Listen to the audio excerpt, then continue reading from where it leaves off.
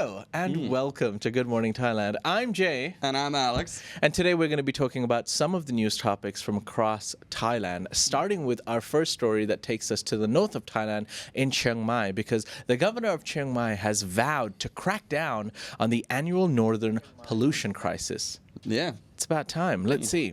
The Chiang Mai governor, Kun Nirat, is spearheading an initiative to combat the annual PM 2.5 pollution crisis caused by the burning agriculture residue.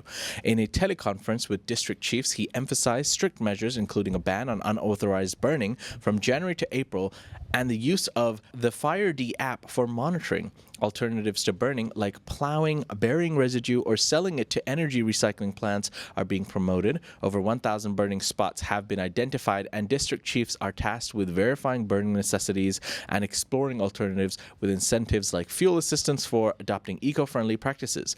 Additionally, efforts are underway to encourage energy recycling plants to purchase farm waste, turning it into energy bars for thermal power plants. In a broader sustainability push, 75,000 families will plant rice and receive support for handling hay and residue, potentially turning it into a resource for animal feed or sale. Absolutely great news. The only question is, why did it take them so long? Yeah, I mean, it seems like it's a story every year. Chiang Mai and the fires that burn up there end up becoming, it's an externality. It floats down. Yeah. Right, so everything that burns in the north ends up coming down south too, so it becomes a problem for the whole country. Every year we report and we talk and we ask ourselves, why is there so much pollution? Why are they not doing anything about the haze? But hey, look, kudos to the governor of Chiang Mai. He's doing something about it. Yeah, credit where it's due. At least, a little lip service now, but hopefully this action has some effect. Yeah. Well, talking about some good for the environment, let's now talk about some renewable energy. So there was a bit of a catastrophe as some online bought solar cells led to a devastating house fire. So a house fire caused by a solar cell-induced short circuit completely destroyed a house in Bangkok district and Pathum Thani province. The incident occurred on January 3rd at house number 40, Mu 9. The house, a single-story structure roofed in galvanized sheets, was the residence of a four-member family: a son, grandson, granddaughter-in-law, and a young child. The 80-year-old patriarch Sampong Bunrad, a fisherman, lived separately. The family's income, primarily from fishing, was modest and unstable, with the grandson working as a taxi rider. Lacking connection to the electrical grid, they relied on the solar cell for power, which malfunctioned and caused the fire. At the time of the fire, the house was empty, but the disaster left the family destitute, losing all their possessions, though no one was injured. Now, despite Sompong witnessing the fire, initial assistance post-disaster was inadequate. If you would like to donate to this family, you can go to thethaiger.com and check out the article. There are links to be able to support this disaster-stricken family. So, solar cells, like they said, they're off the grid. They need those solar cells, and apparently now nothing left. Yeah. It's a pretty devastating story. Guys, you got to be careful. It's very easy to buy these solar lights from Lazada and Shopee, and they're normally unverified, and just looking at user reviews might not be the best way to judge if they're actually made of good quality. I know a couple of friends who have these kind of solar lights, and when I look at them, they do look fragile sometimes. Yeah, it sucks though, because they're obviously trying to do the right thing, right? Yeah. Renewable, and now whole life is destroyed. Several lives, because all of their stuff was in there. So hopefully they find some help. Yeah, hopefully they do find some help. For now, we're gonna move on to our next story, which is taking us to the capital, Bangkok, because the Bangkok Metropolitan Administration is facing public criticism over its first city plan update in 11 years, accused of favoring large capitalists.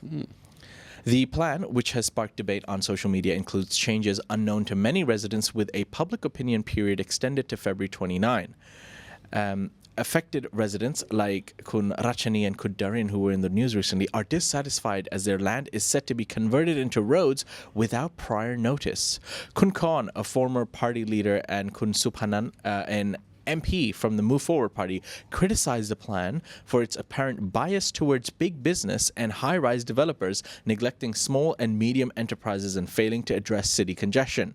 Bangkok Deputy Governor Kun Wisanu countered these allegations, claiming the plan aims to benefit the majority and is open to change if it seems unfairly skewed. He urged the public to share their opinions through various channels, and opinions are being shared. Are developers being favored?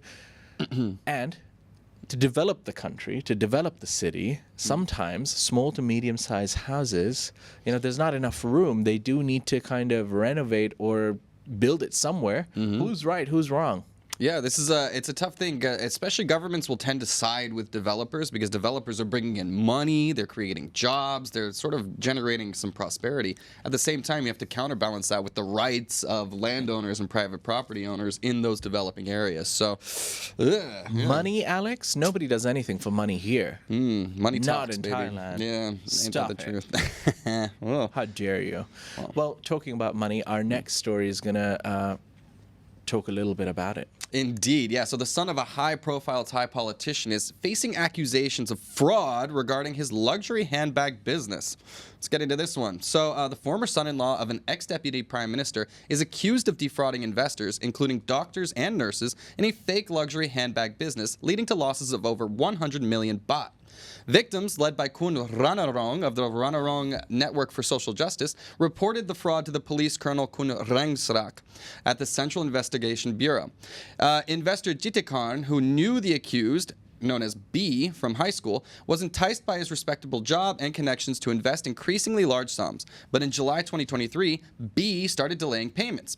With around 30 to 40 victims, some reported the case to authorities but faced inaction and were asked for money to pursue the case. They refused to pay and are determined to press charges to prevent future fraud. Ranarong is advocating for charges of public fraud and inputting false information into a computer system, encouraging more victims to come forward. Yeah, this it's really annoying when people who have that clout, right, that connections to high-up officials, they use that name recognition to sort of trick people into investing, and then their money disappears. It sounds like it was just a classic Ponzi scheme, right? Take money from some investors, pay off the other ones, and then eventually it all catches up to you. You'd think that people, people would get slightly smarter, but sometimes it's coming from a person you really know and a person of authority or someone you can trust. So, I mean, can you really blame them? They probably thought they were going to invest in something. So these stories do happen quite a lot in Thailand. So do be careful out there, guys. Know the person you're investing with. Indeed. Yeah, good advice. Yep. Well, we're going to move on to our last story today that is going to take us to the south of Thailand, to the beautiful island of Phuket, where unfortunately we've got some tragic news because a tour boat named Martini carrying 6 Russian tourists sank off Koh He, which is Coral Island in Phuket, with no injuries reported, thankfully.